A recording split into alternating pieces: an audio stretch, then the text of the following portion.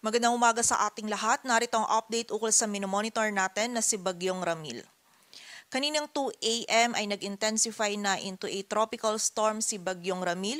Huling namataan yung sentro nito sa layong 305 kilometers silangan ng Huban, Sorsogon. Taglay nito yung lakas ng hangin na 65 kilometers per hour malapit sa sentro at pagbugso ng hangin na umaabot sa 80 kilometers per hour. Ito po ay kumikilos pakanluran sa bilis na 20 kilometers per hour and ngayong araw nga po ay mas mararamdaman na natin yung direct effect nito ni Bagyong Ramil sa malaking bahagi po ng Luzon, kung saan ngayong araw masungit na panahon na po yung mararanasan natin dito sa bahagi ng Camarines Norte, Camarines Sur at sa area din po ng Catanduanes. Samantala may mga pag-ulan na din at bugso ng mga malalakas na hangin na mararanasan dito sa ilang bahagi ng Eastern Visayas, partikular na po yan sa Samar Provinces, maging sa nalalabing bahagi pa ng Bicol Region, dito din sa area ng Quezon, Aurora, Bulacan, Nueva Ecija, maging dito din po sa bahagi ng Quirino, Nueva Vizcaya, Isabela at sa area din po ng Isabela. Samantala dito naman sa Metro Manila at sa nalalabing bahagi po ng Luzon, maging dito din sa ilang areas pa ng Visayas, ngayong araw ay makakaranas din po tayo ng mga kalat-kalat na pag-ulan, pagkilat at pagkulog dulot naman po ng trough or extension ni Bagyong Ramil.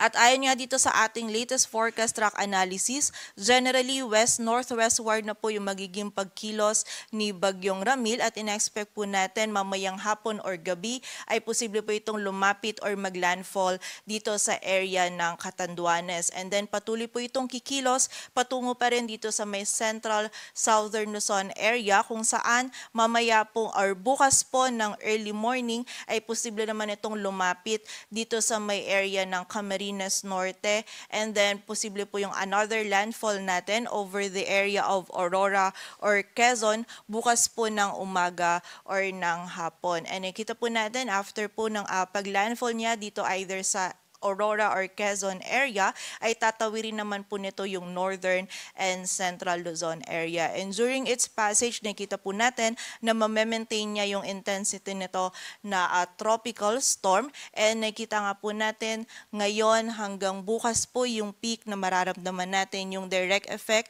nito ni Bagyong Ramil dito po sa malaking bahagi ng Luzon. So expect po natin paghahanda pa rin and doble ingat para sa ating mga kababayan dito sa area ng northern and central Luzon, maging dito sa Metro Manila, maging sa ilang bahagi pa po ng southern Luzon, lalong-lalo na dito sa area ng Bicol Region at ilang area pa po ng Samar Provinces.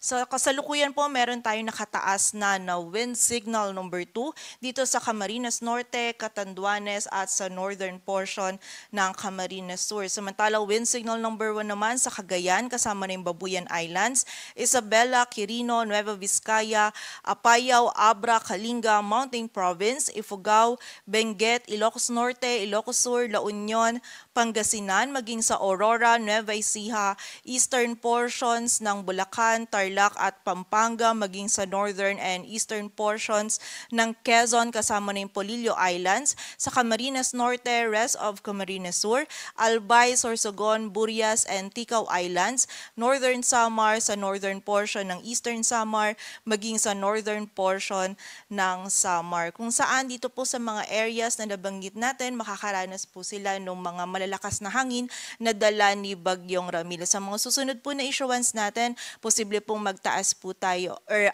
magdagdag pa po tayo ng areas under wind signals hindi rin po natin inaalis yung possibility na sa mga susunod na issuance ay magkakaroon din po ng wind signals itong ilang areas pa ng Central Luzon maging dito din po sa Metro Manila. Kaya continuous monitoring pa rin po tayo and also nakita din po natin na itong highest possible wind signal natin is wind signal number 2 pero hindi pa rin natin inaalis yung posibilidad na kapag nag-intensify pa itong si Bagyong Ramil into a severe tropical storm, ang highest possible po natin nun ay wind signal number 3. So pero ito pong wind signal number 2 na highest natin or yung generally yung dalang hangin ni Bagyong Ramil ay may kalakasan na din po and posible na po itong magdulot ng damages lalong-lalo na sa mga structures na gawa sa light materials. Kaya naman po muli paghahanda at pag-iingat po para sa ating mga kababayan.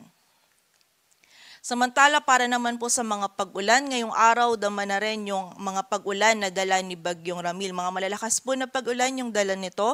Posible yung 100 to 200 millimeters of rainfall dito sa Catanduanes, Sorsogon, Northern Samar at Eastern Samar. Samantala 50 to 100 naman sa Quezon, Camarines Norte, Camarines Sur, Albay, Masbate, Biliran at sa area din po ng Samar. Samantala bukas naman habang mas malapit itong si Bagyong Ramil dito sa may Central Luzon area at tatawirin din itong Northern Central Luzon, mas malaking area na po yung makakaranas ng mga pag-ulan. Posible po yung 100 to 200 millimeters of rainfall dito sa Isabela, Aurora, Quezon, Camarines Norte at Camarines Sur, and 50 to 100 naman dito sa Ilocos Norte, Ilocos Sur, sa bahagi din po ng La Union, sa Cordillera Administrative Region, maging dito sa Cagayan, sa Nueva Vizcaya, Quirino, Nueva Ecija, Bulacan, Rizal, dito po sa Metro Manila, sa area din ng Laguna, Catanduanes, maging dito sa Marinduque,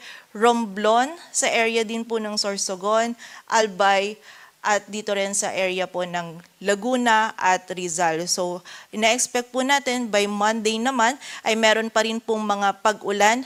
Ito pong by Monday ay nakalagpas na itong si Bagyong Ramil dito sa ating kalupaan. Ngunit posible pong hagip pa rin ng mga malalakas na pag-ulan.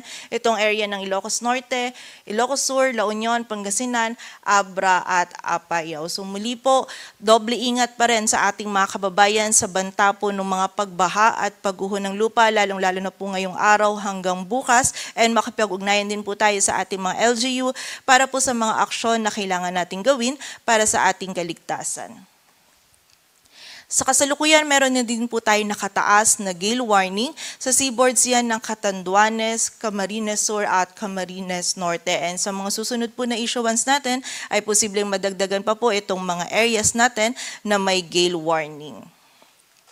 And also meron din po tayong minimal to moderate risk ng storm surge sa mga coastal localities ng Albay, Aurora, Bataan, Camarines Norte, Camarines Sur, Catanduanes, Eastern Samar, Ilocos Norte, Ilocos Sur, Isabela, La Union, Marinduque, Masbate, Northern Samar, Pangasinan, Quezon, Samar, Sorsogon, at Zambales. Kung saan kapag meron po tayong risk ng storm surge, ina-advise po natin yung ating mga kababayan na malapit po sa coastal areas na lumikas po tayo sa mas mataas na lugar, and also suspended din po yung kahit na anong marine activities gaya ng mga pangingisda, paglangoy at paglalakbay dagat.